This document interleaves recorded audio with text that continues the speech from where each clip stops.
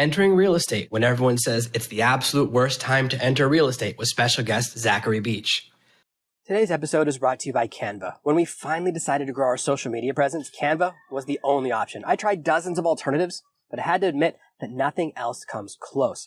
We use Canva for social images, print-on-demand designs, and tons more at ServeNoMaster. Grab a free account today at ServeNoMaster.com/Canva. Are you tired of dealing with your boss? Do you feel underpaid and underappreciated? If you want to make it online, fire your boss and start living your retirement dreams now, then you've come to the right place. Welcome to ServeNoMaster Podcast, where you'll learn how to open new revenue streams and make money while you sleep. Presented live from a tropical island in the South Pacific by best-selling author Jonathan Green. Now, here's your host. Zach, I'm really excited to kind of talk about this subject because no matter how the market is doing, whether it's hot or cold, up or down, there's people who say, now it's not the right time.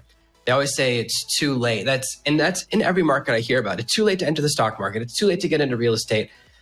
Just today, someone was messaging me, I think it's too late to get into TikTok. I was like, I don't think it's too late for a lot of those things. There's still people joining and making things happen.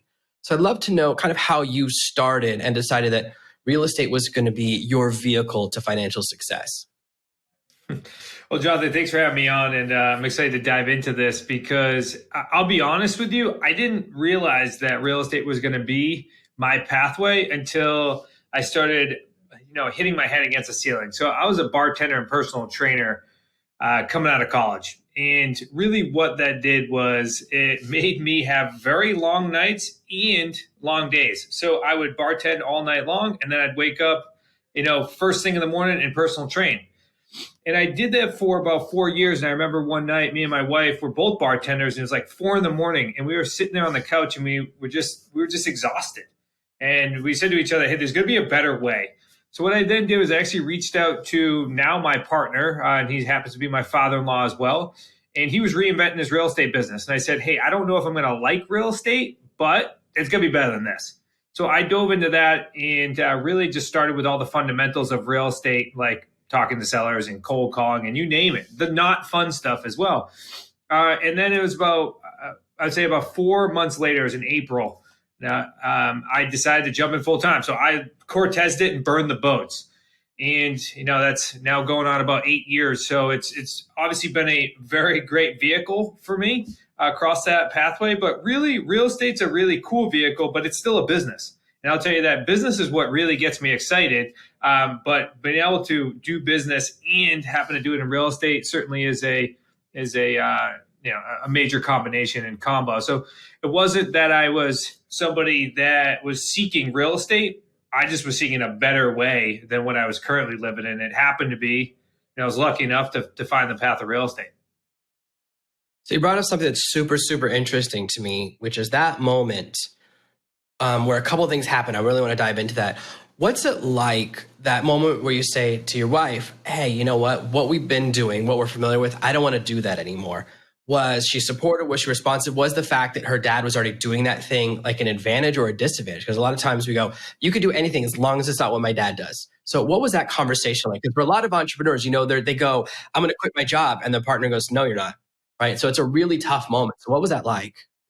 Yeah, unfortunately, Jonathan, I have conversations with people on a daily basis because that's really where my passion, where Smart Real Estate Coach passion is now, is to help people go from in a corporate position, typically, or in a job that they don't like, and to be able to help them escape their job, because I was able to do it as well. So I understand that moment. And you're right. And it's unfortunate that there are some relationships that the spouse does not support it. I happen to be a very lucky person where it comes to my wife is extremely supportive. And she's also just as ambitious as I am. So when we were both having that conversation, she was like, you're right, we got to figure out another way out of this because I don't foresee myself being in the bars or in the hospitality industry forever. And of course, we were in our early 20s, and me and my wife have been married for a couple of years at the time, but we've been dating since we were in middle school. So we knew that we wanted to have kids and to really be able to, start start our lives, and we knew we couldn't do it by being bartenders. So really, it was almost a necessity in a way to say, hey, if we want the lifestyle that we really want, then we got to make a change, and we should make it now. So yeah, she was 100% on board, to make a long story short, and she's very entrepreneurial as well. So she totally gets the grind of being an entrepreneur. And when you want things that are significantly, say the big significant goals, we know that we have to chase it. We knew there were going to be some sacrifices along the way, and that was certainly one of them that we did. And thank God we did it. Yeah, that's really interesting. You guys were together so long, exact opposite my relationship, where we didn't meet till I was in my 30s. But that classic love story, that's amazing that you guys have gone the distance. Very interesting. And was it strange to go to your father-in-law and say, hey, I want to learn what you're doing. I want to go into that business with you? Because I think about my relationship with my in-laws, even my sister's husbands, and it would be so strange. That's got to be a little bit of an interesting conversation. I'd love to know what that moment was like. Had he offered to bring you on before, or was it totally your idea? Yeah, it's interesting perspective, because I get this all the time. People are always like, how do you work with your in-laws? Because so when we jumped into the business, not only did I work with my father-in-law, Chris, I worked with my brother-in-law, Nick, who was in the business as well. And then my wife actually ended up joining us as well. So it was a full-fledged family business of me being with the in-laws consistently.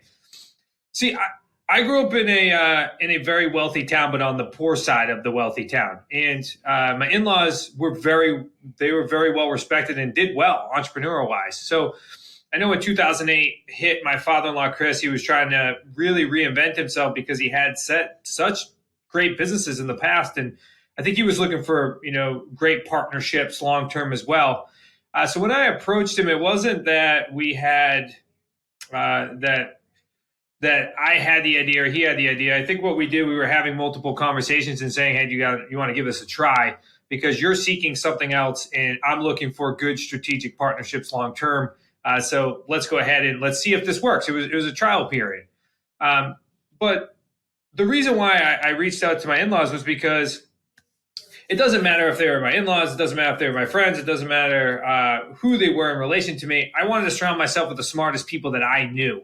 And at that time, they were the smartest people that I knew. So it was surround yourself with a better group of people, and they'll certainly raise you up. So it happened to be my family, which I'm, of course, super grateful that be the case. So, luckily it worked out. But I'll tell you, the major reason why it did work out is because we set some rules and regulations in regards to that as well.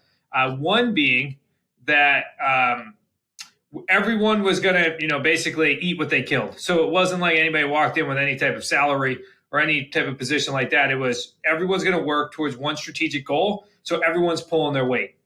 But then secondly, the other biggest one was that we always wore hearts on our sleeves, or we had very open communication. Because as we know, with families, we've seen plenty of families work together, even close families, but then fall apart because of finances associated with the growing of the business. So having that open dialogue consistently was super important. And then lastly, the last thing we always did is we left the work at the office. It was interesting at one point in time. On top of that, we all lived in like this small block in Newport, Rhode Island. So Chris and my mother-in-law had an apartment. My brother-in-law had an apartment. I had an apartment. They were all right near each other. So we'd have this running joke at the end of the day. We'd all wave to each other and say, hey, how was your day? Because we wanted to leave all the crap at the door, especially with businesses when you're dealing with any type of challenge. But we would continue to talk about the good things. But so those three real rules were the importance of the longevity of us to be able to go from where we were then to scaling a couple businesses together.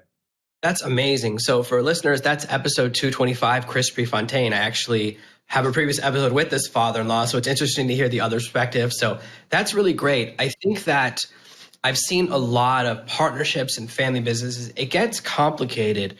When in my 20s, I lived with the people I was working with, and at the end of every day, they would all go to the same bar together. And I was like, guys, I'm going somewhere else because I want to talk to someone who wasn't there for everything I did.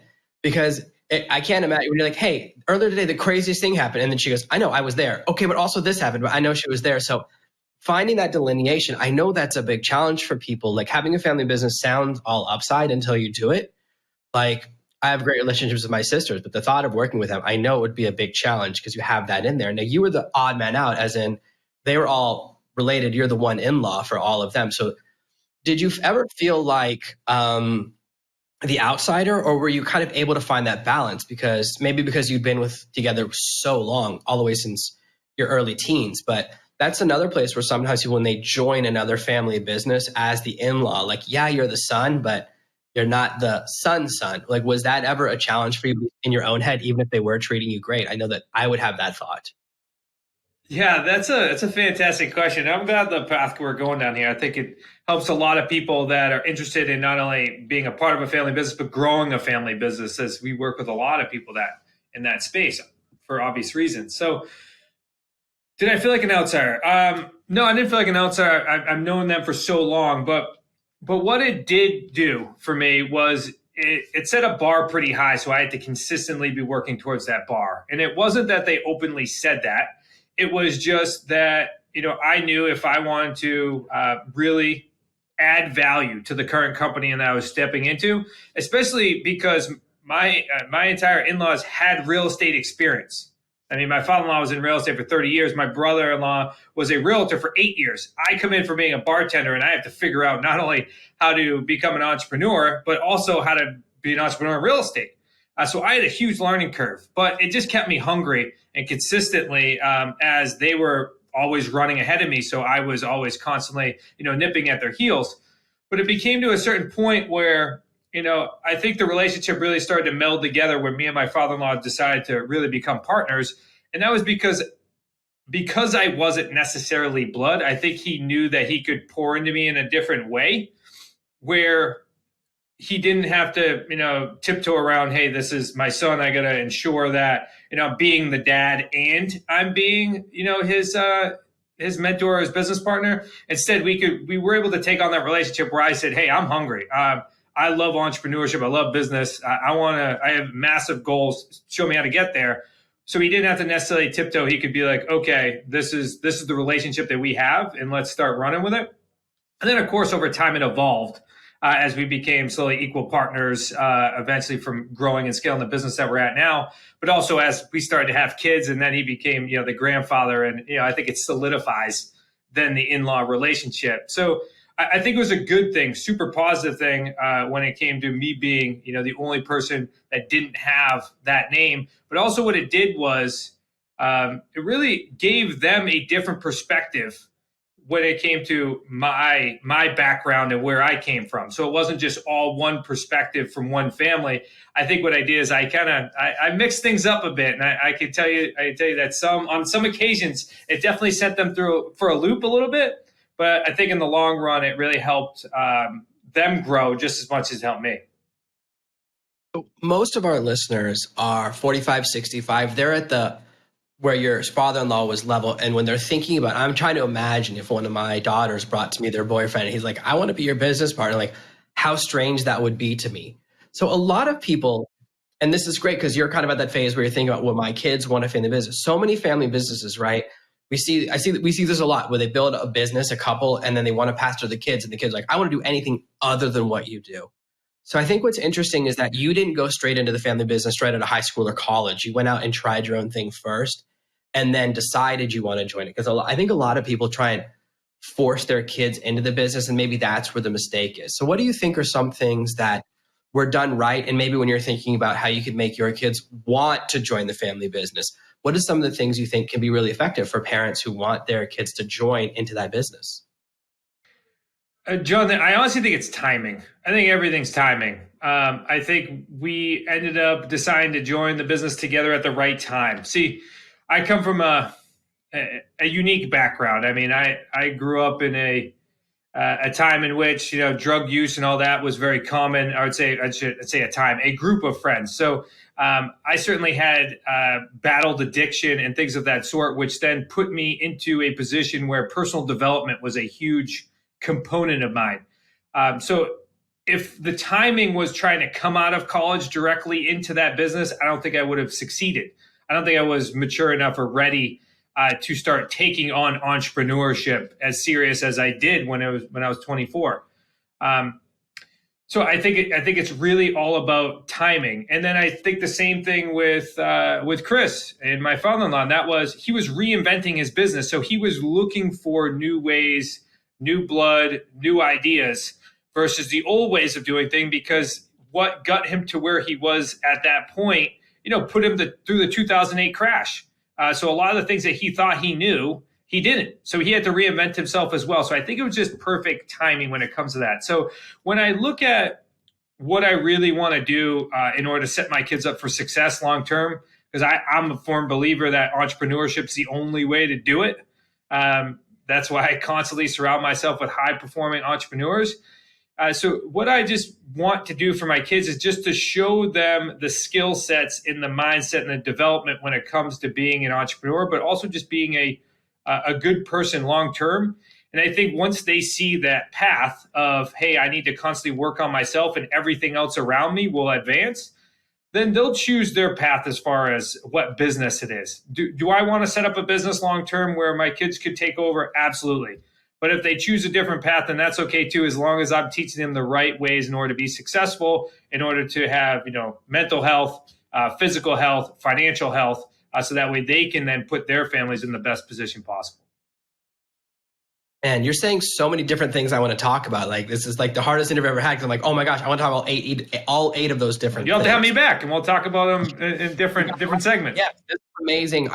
Because this is where a lot of people don't talk about, is the internal workings of being an entrepreneur. These are really good challenges. I think that as a parent, you brought up something really interesting. It's really scary to wait, right? To let your kids make bad decisions. Like, I didn't really start my entrepreneurial journey until I was 29, because I always thought I could never be an entrepreneur. Even though I kept starting side businesses, I was like, I'm not an entrepreneur. I just start businesses. I had that mindset thing, and we all have to go through that period. And as a parent, letting your kids make bad decisions or the things that's right for them, that's really challenging. So it's really cool that you brought that up, to say that you do. Sometimes you have to wait and let them come to you and let it be the right decision. One of my challenges as a parent, a lot of people think that you have to be good at everything to be an entrepreneur. They have to be good at all different things. What I've learned is that you only have to be really good at one thing. How many people have we seen, they're only really good at TikTok, or they're only really good at Facebook ads, or they're only really good at music, or they're really good at design, and then they become like a sneaker designer or a sock designer? So that's one of the lessons that I've had to learn, is that you don't have to be the full spectrum entrepreneur anymore. If you're just really amazing at one thing, you can surround yourself. Like, there's tons of people that know how to do social media or know how to do email marketing, but if you have that one thing that shines, that can be your thing. So that's kind of my philosophy as a parent. Very similar to what you said, is I want them to have enough skills and abilities that they can choose what they want to do. They have the ability to make that decision. So I thought that was very, very good that you shared that, because it is something I think about with 4 kids. I think about it all the time. I want my kids to do what they want to do. And if what they want to do is what I do, that's awesome.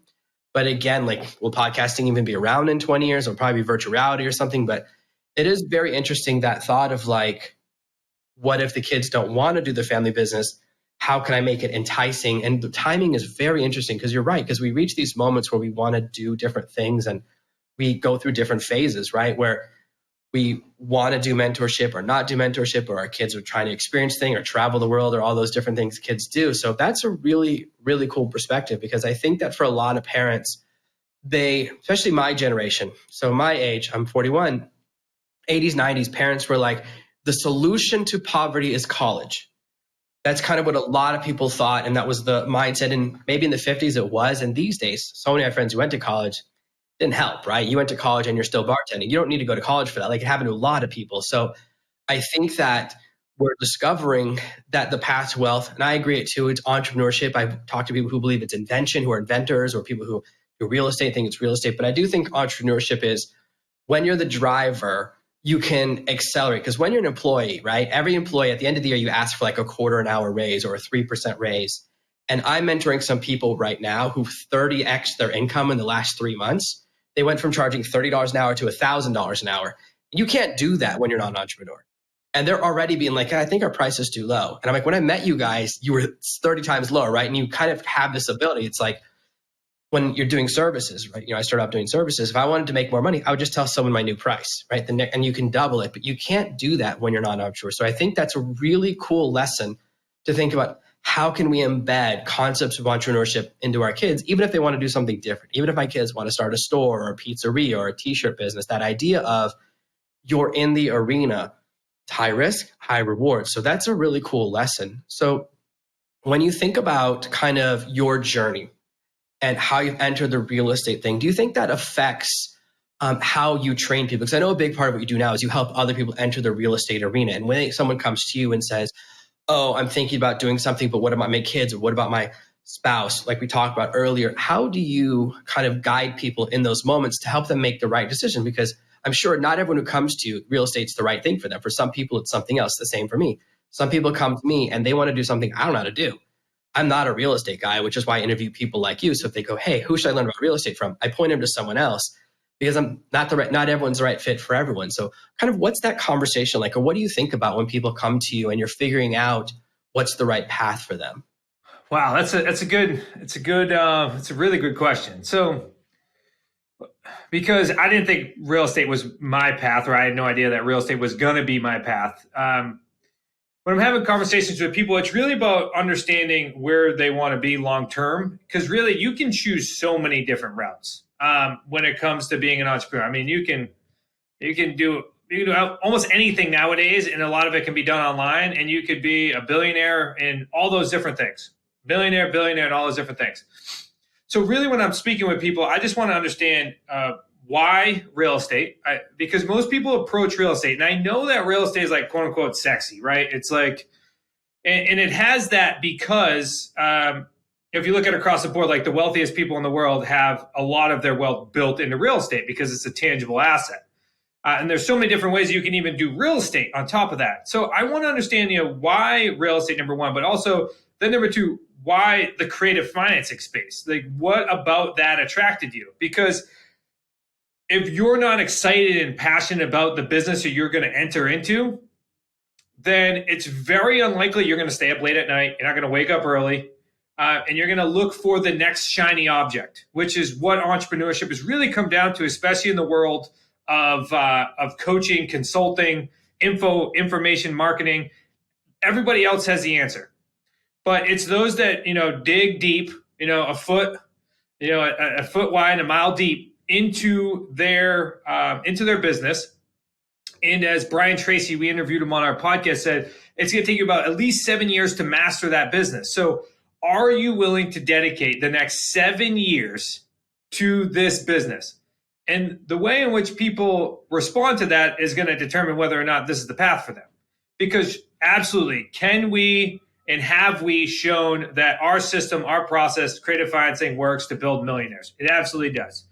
I'm sure it built billionaires before too, as well. But, is this the right path? So it's really first understanding, hey, is this something you can be passionate about? And then number two is, are you willing to put in the work? I like to say that real estate is simple, but it is not easy. It is simple, but not easy. I can show you every single step, but it's going to be you that's going to be putting in the work. It's going to be you working on your skill sets after work. It's going to be you putting in the systems and processes, after work. It's going to be you reading books. And instead of watching TV or listening to sports radio, you're in your car and you're listening to audibles on personal development and how to get your mindset right. And late at night, you're studying videos in order to be better at being a real estate investor, but also a business owner. So are you willing to do that? And if they are, then we can certainly help them get there. And on the other side of that is significant wealth. And not only is there significant wealth, there's significant development. Because one of the major things, just sidestepping in, one of the major benefits of being an entrepreneur and owning your own business is the development that comes with it. I would not be the person I am today if I did not step into that real estate business at the time. Because like you said, you can dramatically increase your prices or increase your wealth or increase your income as an entrepreneur. But that also means that you have to dramatically bring more value to the marketplace as well. So it's like, yeah, we can raise our price, but if we're not proven that we're the ones that bring that value, then we can't raise the price. So it's that constant working on ourselves and development that then brings that additional value to the world, which then increases people from having a conversation with me where they say, I make $150K a year and I want to be a millionaire. I always tell them, well, we got $850,000 worth of value that we got to make as far as in growth in order to get there. So if they're willing to do that, they're willing to put in the work, they're willing to invest the time. All right, well, now I'll show you the path. And then lastly, it's all about patience. And I know that's the last thing any business owner wants to hear, entrepreneur wants to hear, is you got to be patient. I am lacking of that quality consistently. But patience over time with consistent work and mixing of grit will put you in a position where you're going to be a very successful person. It's just not going to typically happen in the time frame in which you expect, but it also happens exponentially as well. That's why you always see the overnight successes. It's because they've been working for 10 years with nobody else looking at them, and then one day they make a big jump because they've lined all of their skill sets, their mindset, and their development is now at a point where they can see that excess success. And now all of a sudden the right product or the right alignment, the right timing comes into play, and all of a sudden they explode. That's what we're always looking for as entrepreneurs, just grind and 3 feet from gold, right? Just consistently, I'd say grind, consistently putting in the work. And then one day you hit the accelerator because everything lines up. Timing puts you in the great position.